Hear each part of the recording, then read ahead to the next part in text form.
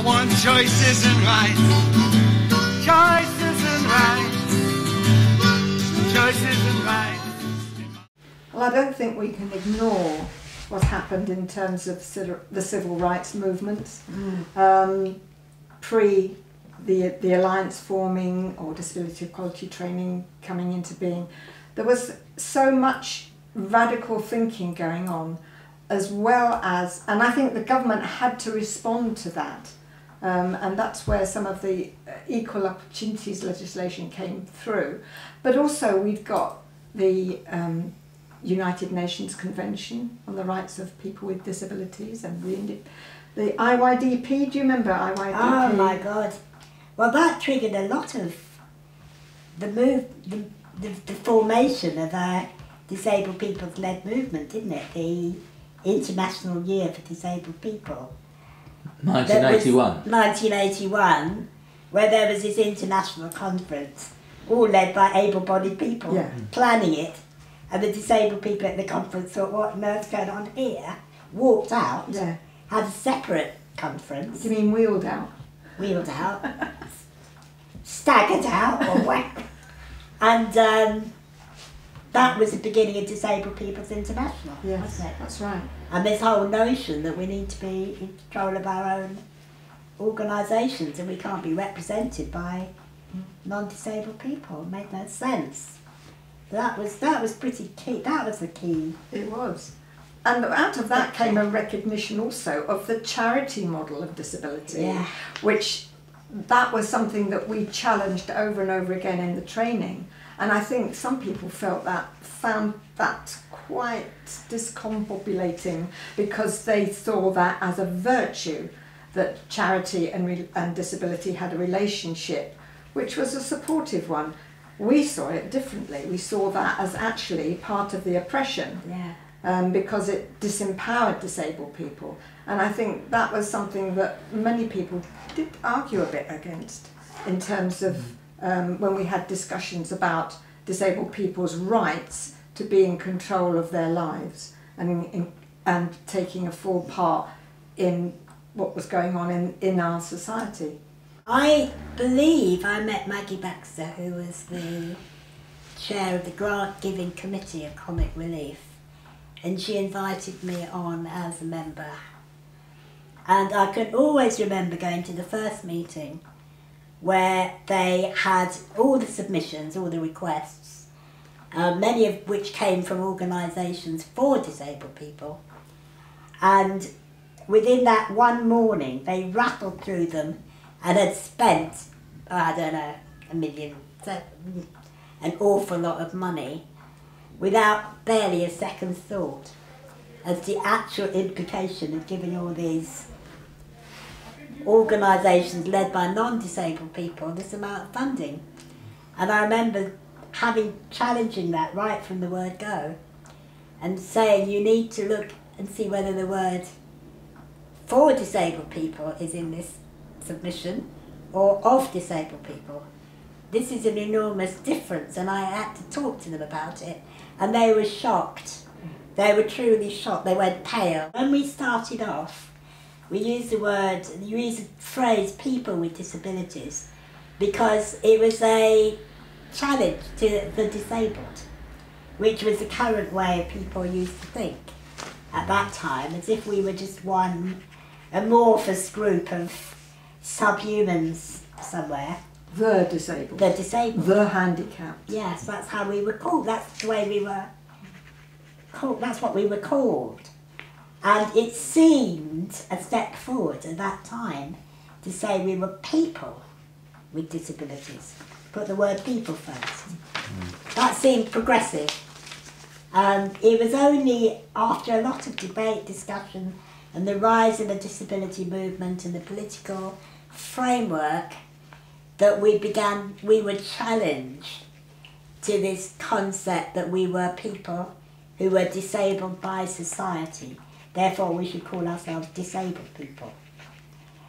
And I was one of the people that had a bit of a problem with this, because I thought people won't get the nuance, they won't understand the difference that we were saying, that unless you use the whole phrase, people who are disabled by society. Is that, we weren't saying that. However, I conceded, and many of us did, that it was more important to have one united voice on this and to call ourselves disabled people. And then argue about it or discuss it in our training and so on. I think, for me, the big thing about the women's movement was this concept that the personal is political. And that it was all right to go and talk and weep with your sisters about how you've been hurt and oppressed by men, at that time. That was a great part of what it was about, your own story. And you needed a safe place to tell it. And that the realising, through doing it collectively, that we all had the same story, or very similar stories. It wasn't an individual thing in the end. We experienced it individually, but it wasn't an individual because of who we were individually. It was because of who we were as a group. And that was spreading, I guess, through many liberation movements. I'm sure many of the black groups did similar things, and looking at their own personal experience and then seeing the common ground and what was causing it, what was the bigger causes. There was the anti-apartheid movement at the time, that was a big thing. There was Green and Common. There was Stonewall. There was just an uprising, really, of all kinds of, with all the oppressed. We're nothing. We don't exist. And that is still a problem. And the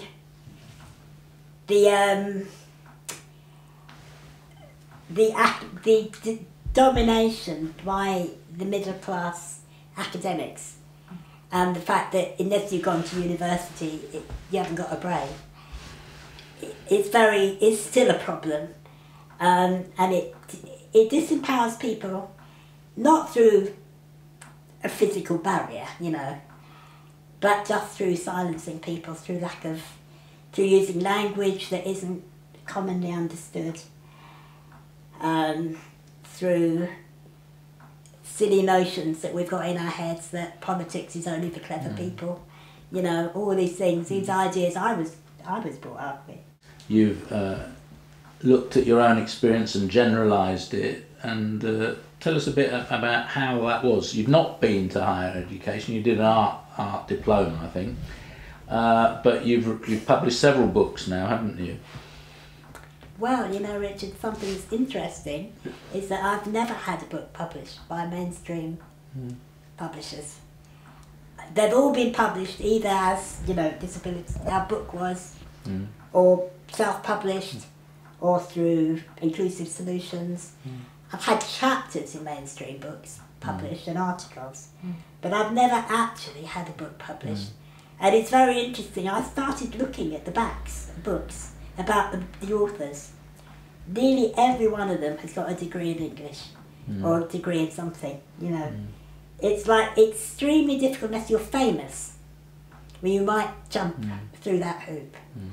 But and I'm certainly, by people who were the academics, even within our movement, like Mike Oliver and Vic Finkelstein, wiped the floor with me. They never considered me an equal. I think in that Len Barton was a bit different. He quoted you in his inaugural speech as a professor at the Institute of Education. Yeah. But he was more sympathetic than most of that movement. A bit of a bigger... I think there is still a lot to be learned, really, about inclusion in class terms. In every movement that I know, it's not just ours.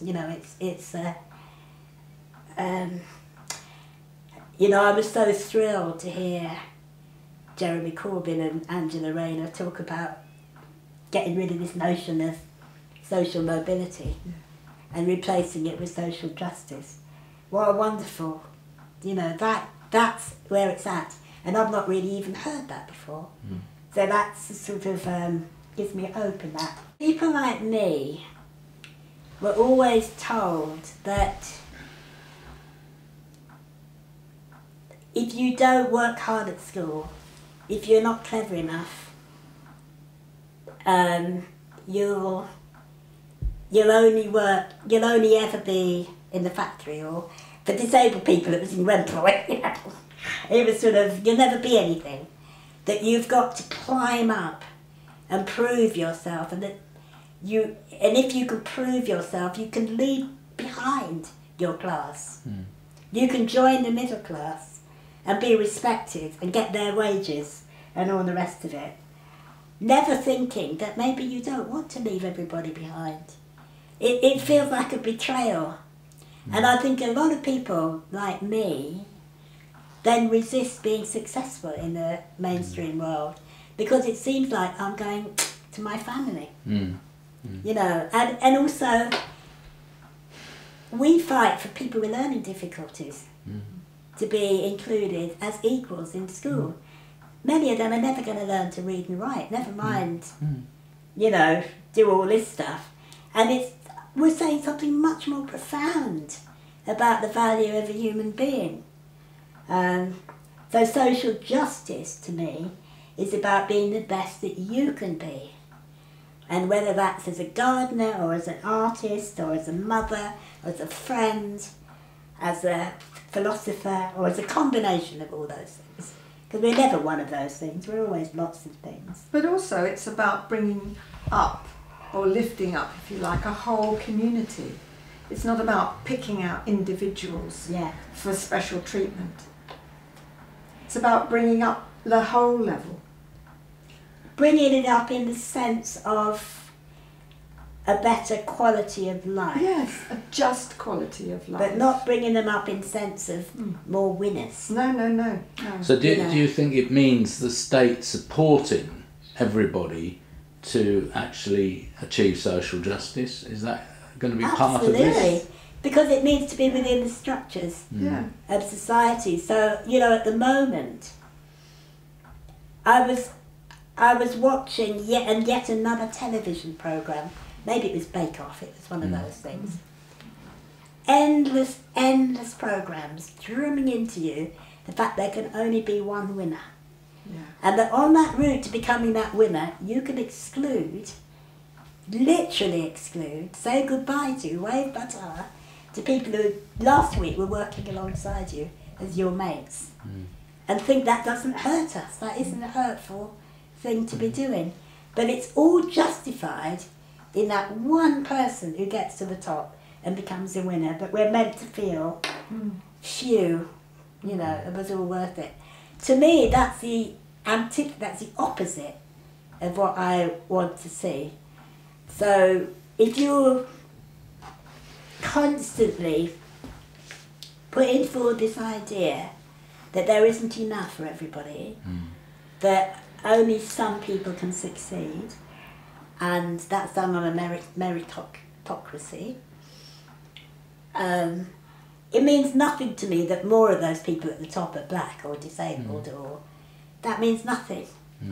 In fact, it's worse, because it's a disguise. It's a disguise, and what is disguising to me is the fact that waving goodbye to your mates is a profoundly hurtful thing.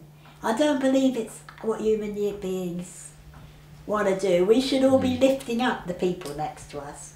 It's about collaboration. And this is a global issue. Yeah. It's not a local issue. Yeah. And we need to think about the people who currently have far, far less than we do. We are so privileged in this country. And we have to think about it as a global issue. Yeah. I mean, the social justice, for example, even talk about the ecological thing. We wouldn't be in this mess without capitalism, that is my belief. Because geared towards exploitation and competition and ever increasing levels of inequality between people. And waste. If you want to end that, the people who do terrible things, shoot elephants or whatever you do it, cut down forests, have to be given a means to live. You can't blame them. The change has got to be making it work for all human beings, otherwise it won't. We won't do it. You know, so it could, because you have to replace this greed and this terrible competition. What does leadership mean to you? It means turning up, being there, doing what you can do. It doesn't necessarily mean being the person on the platform doing the speaking. It means getting the job done. It means supporting others to do the job that they need to do. It means work, and it means organisation, and it means playing a part and believing in that part as something which is for the greater good. That's what it means to me. Okay. What does it mean to you, Micheline?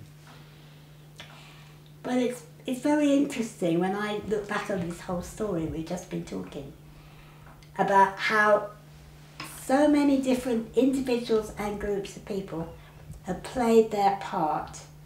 The disabled artists, the writers, the musicians, the thinkers, the activists on the street, the people that did training, people sitting on the grant giving committees, all. There's a myriad of different roles of equal importance. I think, to me, leadership is about being true to your own values and having the courage, I guess, to stick with them in a more public, I don't know, it's hard to describe what it is. It's hard to describe. It's not about competing and trying to decide who is the leader, who is the most important. I think that's a necessary part of it. We're all important. Every one of us has been important, and all those voiceless people almost who got themselves out of an institution, who fought their own personal fight, they've all played their part in doing it. We haven't actually talked about the independent living movement. No. And masses of people who it was an individual fight to have some control over their own lives. All that's played a huge part in it. So yeah, it's hard to know what leadership is, because it's quite hard to know how things change, really. You know, we think we know, but we don't. It often seems like magic to me. We've just had the G20 meeting in Tokyo. Do you think their leaders are going to change the world? No, I doubt it very much. They may have a part to play, like everything else. But they're absolutely wedded to geo-capitalism. Yeah, of course. That's who they are, isn't it? Yeah. That's hard to know. All right. Hard to know. Last thought, We've either of you, dismissed to end on? Last thought. It's been great having this conversation and remembering how hard we worked, but also how amazing it was that so many strands came together to create a movement that has really been profound and life-changing for so many people. But I do feel a sadness that we are having to scrabble to hang on to it in the current political climate in this country. My thought is about my daughter Lucy, who has a very similar impairment to me, very similar situation, growing up in a very different world, a really different world. And she said to me once, "Mum, you lived in the past." And we did that. So it's very, very hopeful, and my feeling is that the voice of women still, the fact that we probably have the courage to look at feelings as well as thoughts, is still important. You know, to not be dismissed because of that. That's part of what's helped us think clearly. They go together, actually. You know. And there's still more to be done in that area, I think, you know. But I'm very... When you look back, it seems pretty amazing, you know. Yeah.